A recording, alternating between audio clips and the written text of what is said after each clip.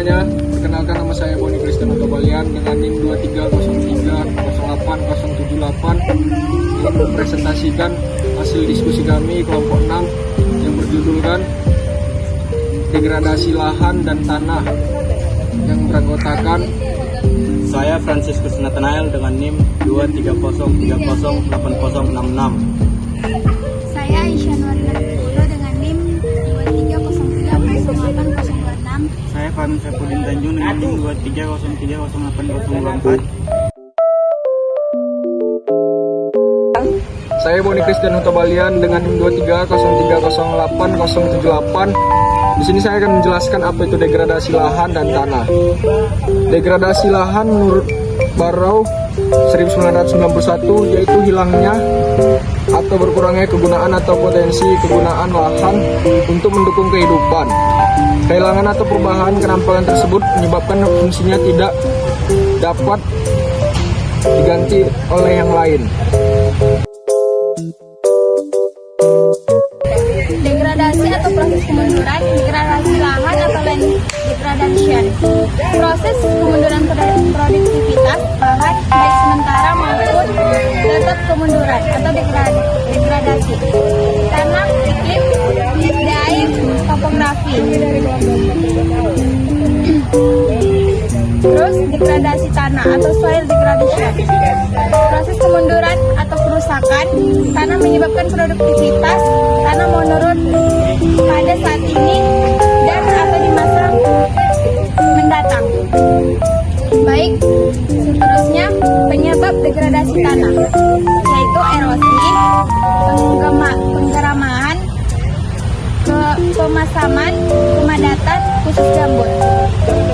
Penyebab degradasi: pencemaran, penggenangan, penggunaan lahan, penebangan hutan, bencana alam. Di sini saya akan menjelaskan degradasi tanah versus lahan. Yang pertama, kerusakan. Kerusakan tanah, kerusakan fisik, kimia, dan biologi tanah. Berikutnya, lahan kritis. Simposium pencegahan dan pemulihan lahan kritis. Tanah yang karena tidak sesuai penggunaan dan kemampuannya telah mengalami atau dalam proses membahayakan fungsi hidrologis, aerologis, produksi, pemukiman, dan kehidupan sosial masyarakat. Yang berikutnya, lahan kritis. Lahan yang sudah tidak berfungsi sebagai media pengatur tata air dan unsur pertanian. Yang berikutnya, lahan kritis.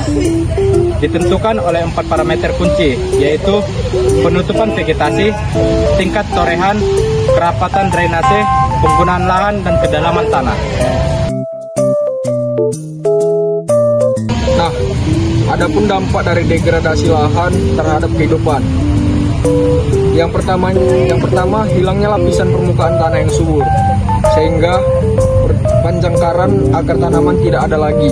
Yang kedua, menurunnya produksi pertanian karena banyak pupuk yang harus dibeli untuk mengembalikan produktivitas tanah.